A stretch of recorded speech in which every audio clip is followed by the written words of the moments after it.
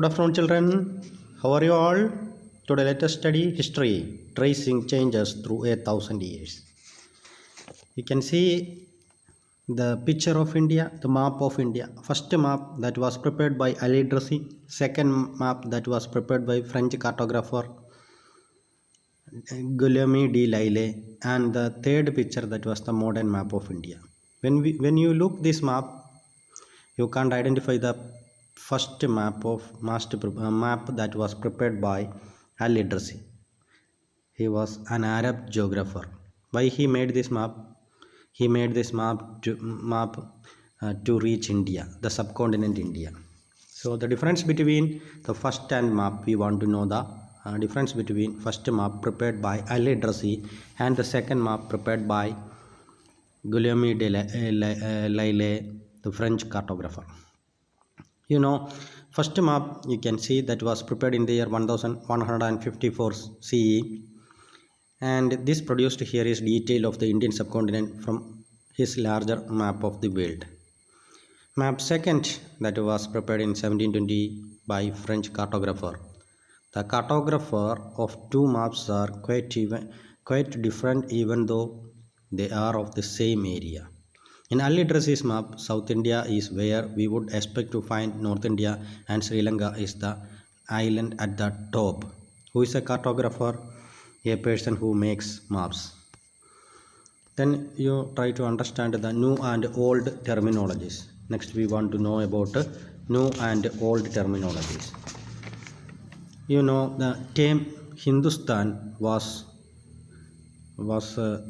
used by Minhaj Siraj in the 13th century. He used this term Hindustan. It means areas of Punjab, Haryana, lands between Ganga and Yamuna. The 14th century, that Amir Khusru used the word Hind that shows geographical and cultural entity. But during the time of Babur, he used the term Hindustan in the 16th century to describe geography, the fauna and culture of the inhabitants of the subcontinent. But today we use the term Hindustan, it means India. It means India. Today we use the term Hindustan, it means India. So meanings that change over time. Next, that foreigner, that word foreigner. The term foreigner that was used nowadays, the term foreigner, it means, what is the meaning of the word foreigner? Foreigner, today we use someone who is not an Indian. Someone who is not an Indian. That we use the term foreigner, it means someone who is not an Indian. What is the meaning of the word foreigner today? Someone who is not an Indian. But in the medieval period, that the foreigner, that means stranger. Foreigner, they use the term as stranger. The word foreigner in medieval time used it as stranger in a given village. Next we want to know about historians and their sources. Historians use different types of sources to learn about the past, depending upon the period of their study and the nature of their investigation. Historians use different types of sources to learn about the past, depending upon the period of their study and the nature of their investigation. The information about the medieval period is derived from two sources, that is, archaeological sources and literary sources. People used it to write holy texts, chronicles of rulers, letters and teachings of science, petitions and judicial records, and for registers of accounts and taxes. Manuscripts. The manuscripts that was written by scribes. Scribes here means those who write history textbook. They will write history textbook beautifully. They will write. So who will write it? Scribes. Scribes copied manuscripts by hand. Scribes copied manuscripts in their hand. Scribes, you can see scribes copied manuscripts by hand. What is manuscript? Handwritten copies are called manuscripts. That was written very beautifully by the scribes. Manuscripts, you know that manuscripts were collected by wealthy people, rulers, monasteries, and temples. They were placed in libraries and archives. What is archive? What is archive?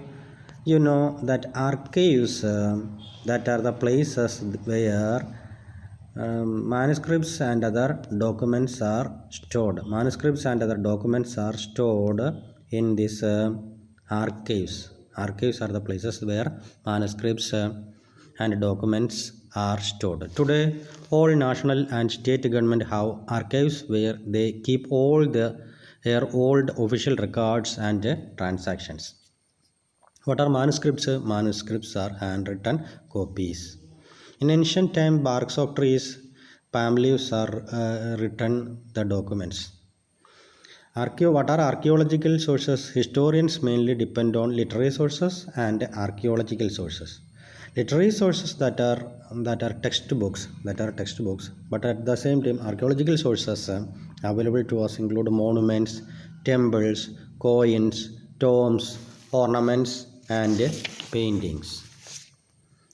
These are all archaeological sources. Where the archaeological sources are kept in the archives. Archives are the places where manuscripts and other documents are stored. In ancient time onwards, historians they store all these documents. Later on, paper was invented. That time, that was copied in the textbook. That was copied in the textbooks. You know it very well. Then we want to know more about new and social political groups. New and who is a historian? A person who write history. They were called historians. Historians they collect information from archaeological and literary sources. They evaluate it, then interpret it, then they write history. History is the written records about the past in the chronological order. And in the 14th century, already we said that poet Amir Khusro used the word Hind. What is the meaning of the word he used? Amir Khusro, cultural, social and cultural entity. He used that term. Next, we want to know that there are a lot of changes that happened in India during the time of years. You know that the term Hindustan was first used by who? Minhaj Siraj in the 13th century.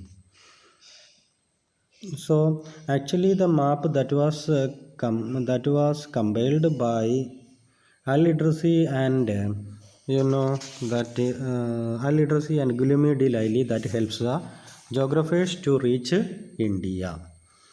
Next, we want to 13th century that Minhaj Siraj used the term Hindustan. It means areas of Punjab, Haryana, and the lands between Ganga and Yamuna, areas that were under the control of the Delhi Sultan.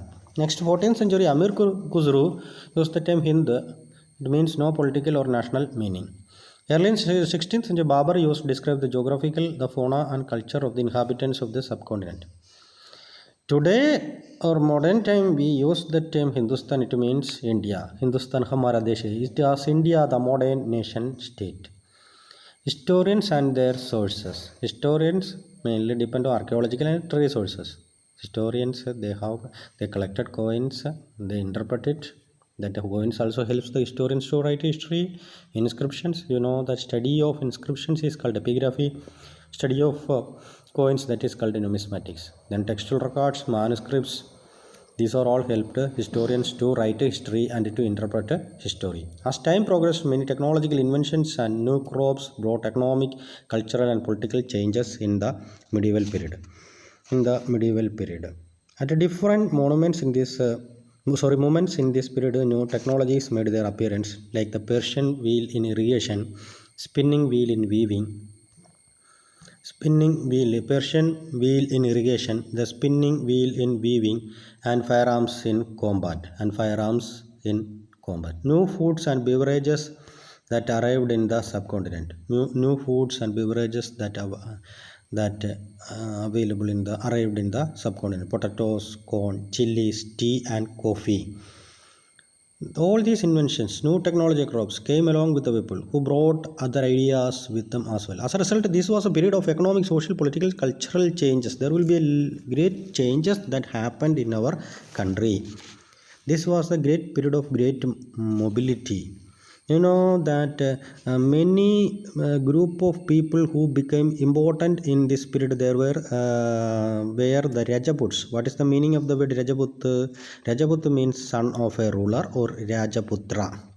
8th and 14th century, the term was applied more generally to a group of warriors who claimed Kshatriya caste status. You know that in that time, Kshatriyas become the rulers. The term included not as just rulers and chieftains but also soldiers and commanders.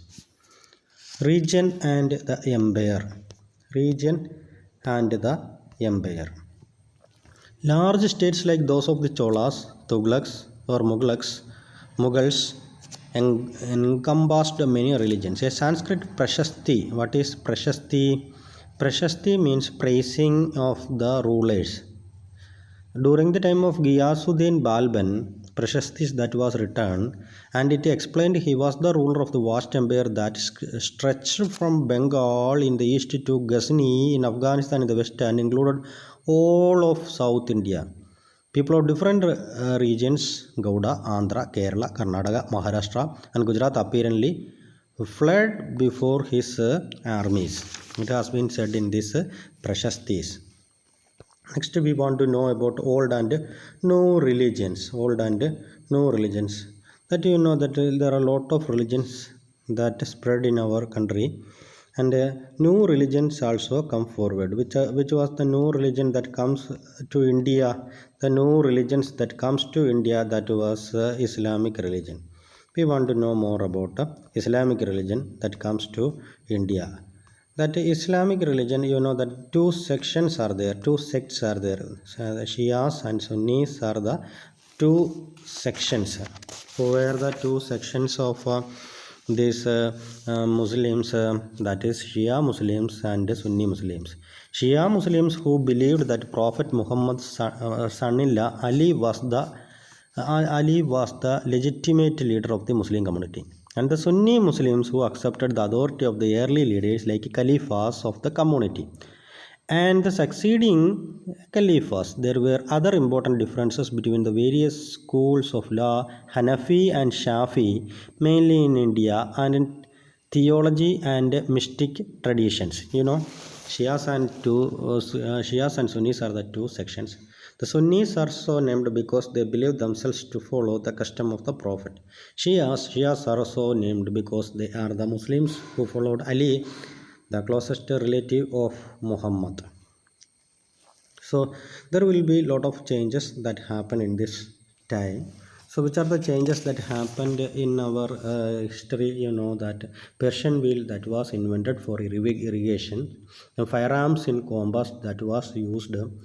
Then you know that Persian wheel that helps for the irrigations, and the vast areas of India that become great attraction for the Europeans because they were attracted to the spices in India. Spices had great demand in Europe, so many foreigners they came to India to collect the spices. And you know that time being there will be a lot of changes happens, many inventions, that is spinning that was invented, then later on the firearms in combat, then Persian wheel that was invented, lot of changes that time. And many names that changed, you know, the early names and new names, the terms that and its uses that changed, that we study. For example, foreigner. You know that foreigner, that word that was nowadays used as a person who is not an Indian, but in ancient time that was used the term as a stranger. So historians use different types of sources to learn about the past depending upon the period of their study and the nature of their investigation. Historians use different types of sources, especially the two types of, which are the two types of sources: archaeological sources and literary sources. What are archaeological sources? Archaeological sources are able to include monuments, temples, coins, tombs, ornaments, and paintings. and paintings. What are archives? Archives are the places where monuments and other documents are stored. So later on what happens, that letters that was invented and printing that was possible, and historical textbooks that was printed when the press came to India. People started using to write holy text, then chronicles of rulers, letters and teachings of saints, petitions and judicial records. Thank you for watching. Have a nice day. Thank you, children.